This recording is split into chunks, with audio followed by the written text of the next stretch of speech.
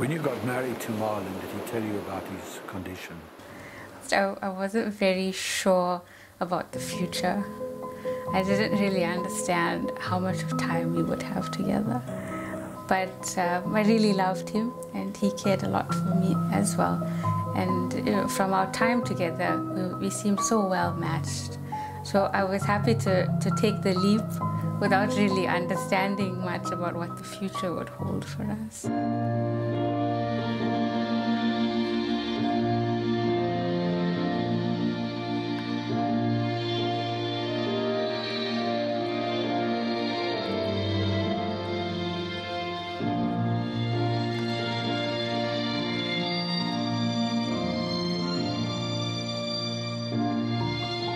And then up popped the site for, it was a dating website.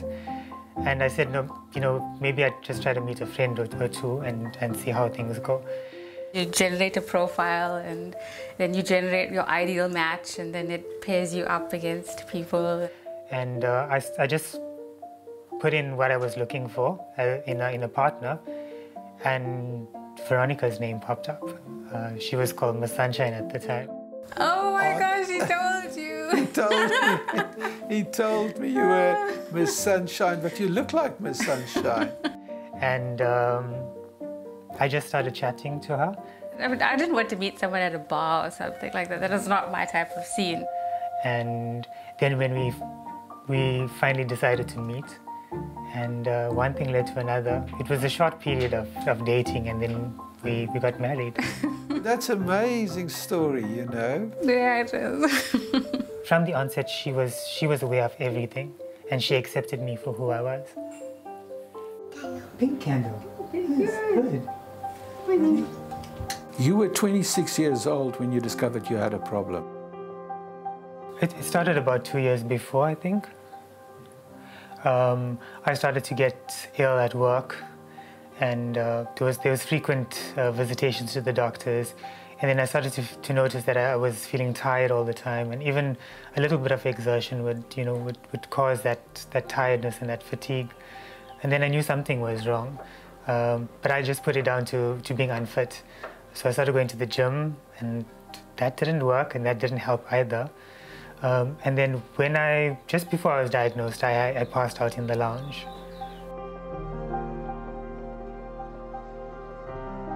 When that happened, then I had to go and see my doctor and the cardiologist at the time that was in my area. And he sent me for all the tests. And then they found out that, I had this disease. The disease is called pulmonary hypertension. So basically what happens is that the blood that is going into the lungs is not being oxygenated fully because the capillaries in the lungs are not functioning. They've actually become too thick to hold that oxygen, that blood flow. And what happens is that the blood would flow back into the heart and cause the heart to enlarge. And then over time, the heart muscle starts to deteriorate because of the excessive pressure that's on the heart. And that causes a lot of issues with your breathing, a lot of issues with just doing daily activities as well. It becomes very difficult. I mean, I was 26 years old. My life was ahead of me. And then you hear this diagnosis, and then you read up on the internet. It's the worst thing to do. Mm-hmm. Basically, the condition, they give you a prognosis of 3 years without medication.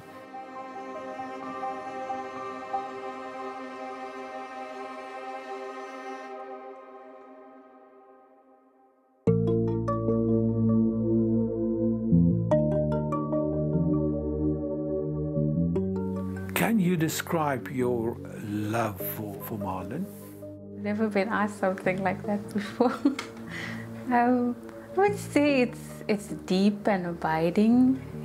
With all the time that we spent together and all of the different trials that we've been through, we've grown incredibly close. So it's almost a case of we feel like we're the same person when we experience things, when we speak about our experiences or how we're going to face difficulties. We always have the same mind. And then you had your wonderful, wonderful son.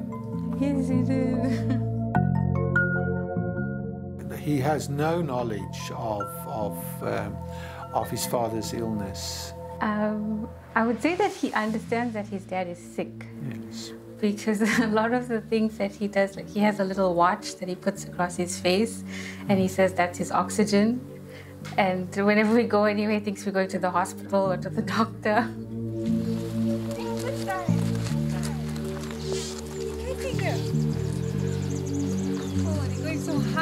So it has impacted his life in a small way, but he doesn't fully grasp just how sick his dad is.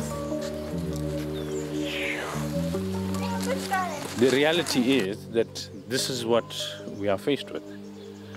But with the reality also comes an awakening, and I've experienced it personally in my own life, where God has done miracles for me. And I find that of tremendous strength to me. And that support I lend to my children. I've motivated them, and I've always been there for them. And for Marlon as well. Marlon has full support, and I try and strengthen his faith more than anything else. I'm around him saying, don't let this stop you from doing it. We live a normal life. We've got this grandchild here.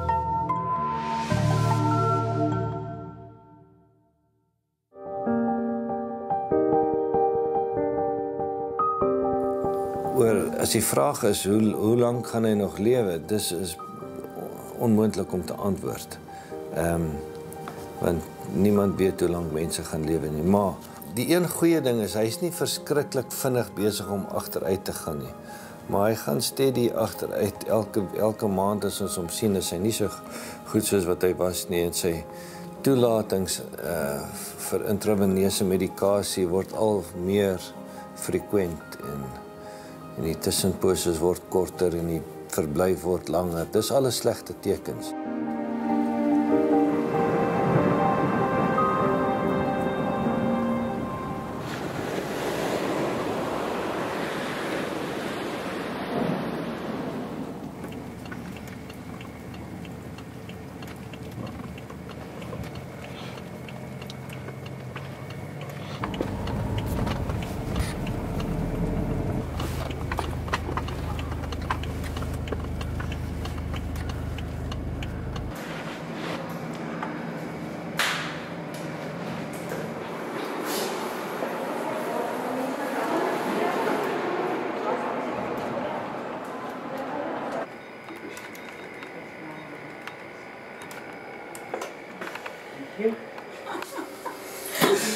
How are you?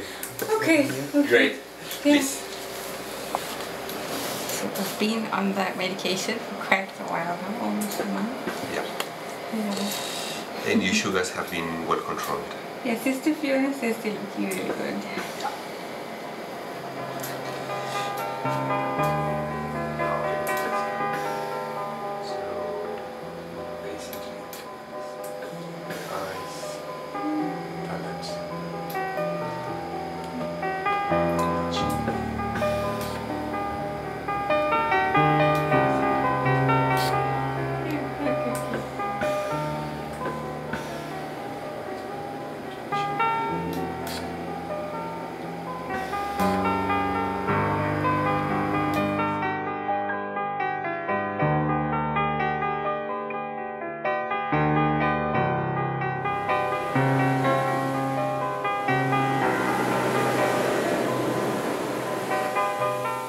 If you have to close your eyes and die, if I may ask that, would you, what are you, you're not afraid of that? I'm not afraid of death because I have that hope that, you know, I'd see God in heaven. But you've got this wonderful family, so obviously... I will miss them. That's always, you know, at the back of my mind.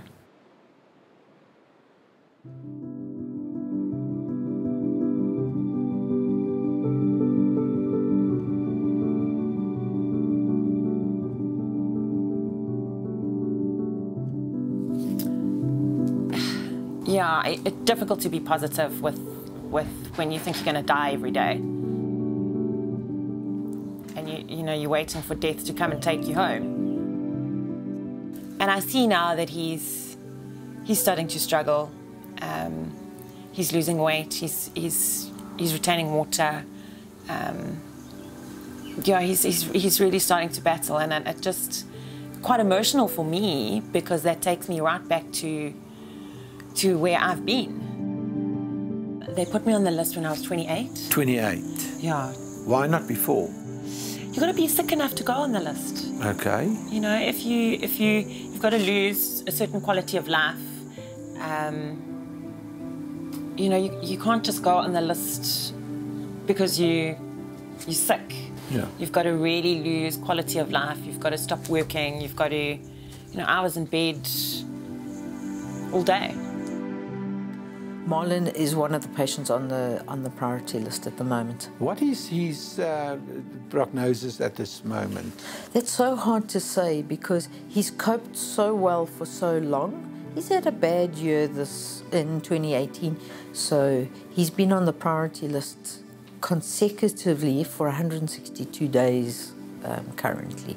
We post our urgent patients onto a WhatsApp page, and then weekly a summary is put out so that the procurement coordinators around the country, if they have a donor, they will offer that organ to the most suitable patient on that priority list first. Jy weet, ons kan dit nie met Marlon doen nie.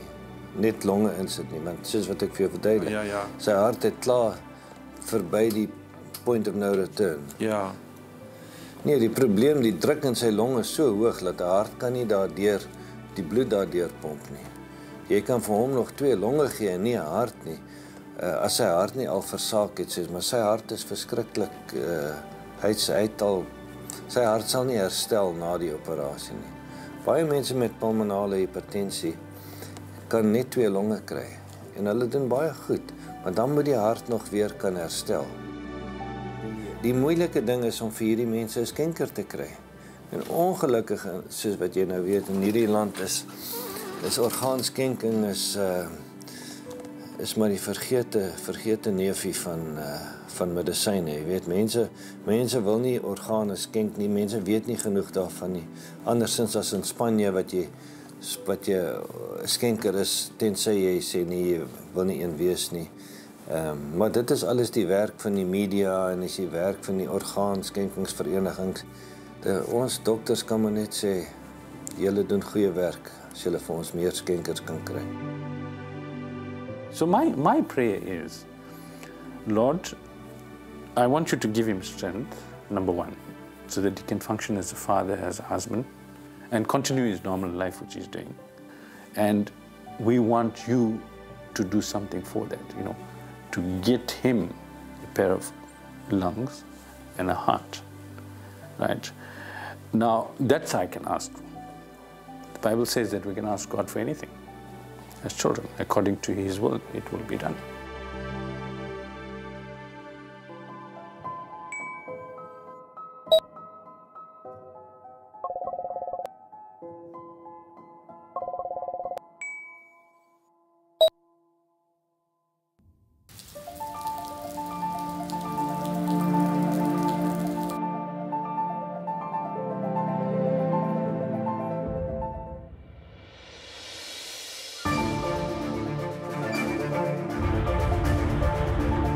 So they say it's 30 minutes, so they should get there at 10 to.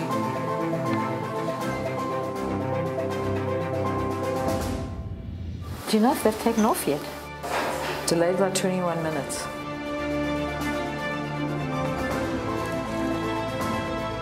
I'll come back to you.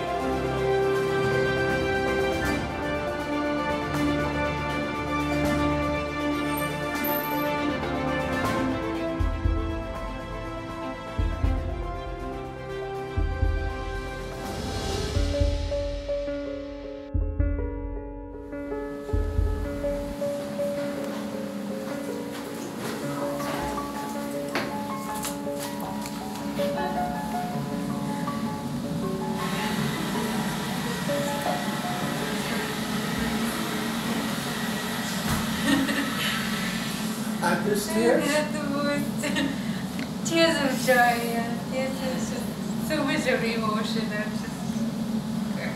I can't believe that they started the new heart and the new lungs.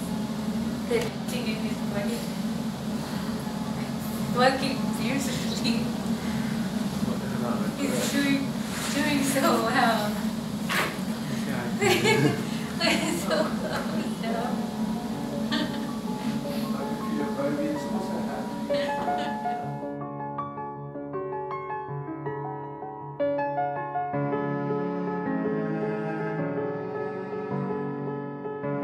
Literally 5 minutes ago, you were sitting here with quite anxiety.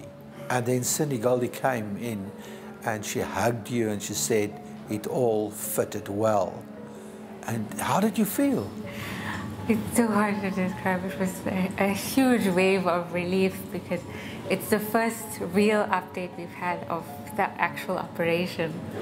So to know that they've transferred the organ into his body and it's there and it works for him. They haven't started the heart yet, but that's the next step. But just to know that we've crossed this first hurdle, here that things are going well, it's going according to the way the surgeon told us that things would unfold. So we just feel this wave of positivity that everything is going to work out great. And it's a rainy day today here. How do you feel exactly now as you're sitting there? What is going on in your mind? I could only describe it as a sense of peace. We've had so much of peace during the course of this day. From the moment that Cindy called us and we rushed to the hospital, there are nerves because it's a huge step. It means such a big change in our lives. But at the same time, we've had a sense of calm and a sense of peace to know that things are going to go according to the best outcome, and they're going to work out the best outcome for our family and for Marlon. And tell me, how do you plan your new life ahead? Really thinking of this amazing new future. You know, I've always known Marlon when he was sick. I've never known him when he was healthy. So it's going to be a completely different life for us. You know, he's going to be able to play ball with Timothy. We're going to be able to maybe go to gym together. He's never been able to do that. So all of these amazing new things that we can do as a family, we've never been able to do before.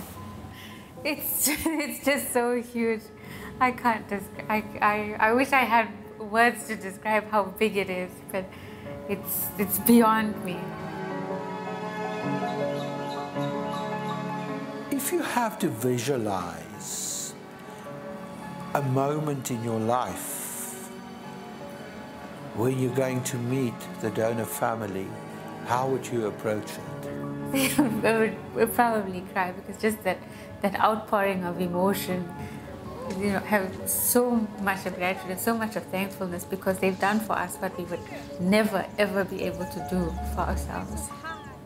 You know, whenever we've thought about it, it's always been such a difficult thing to grasp because you're asking a family that's mourning to think about another family that's in need.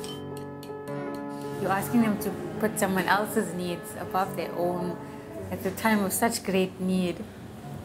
So it's such an incredible, huge gesture that I have unending gratitude for this family. For as long as I'm alive, I'll be thankful to them for giving me my husband back.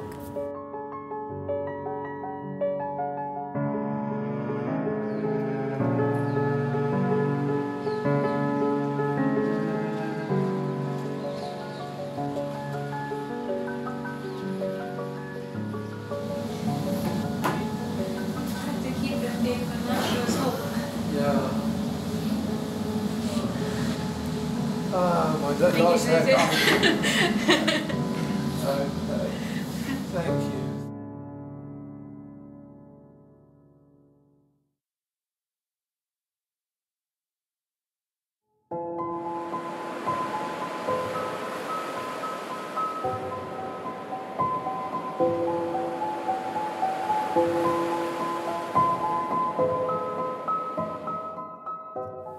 As jy alles doen wat jy kan doen en jy dink jy het alles reg gedoen en die pasiënt doen dan nou nie goed nie, dan is dit baie moeilik om te verwerk.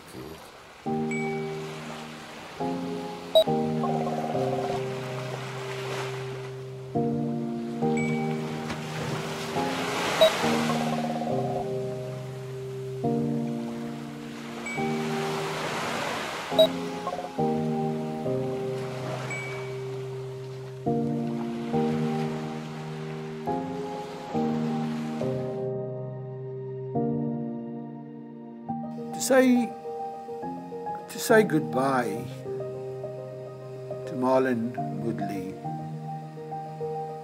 touched me deeply. I realized life leads us along a strange path. Marlon was a man of substance, a noble man with inner strength.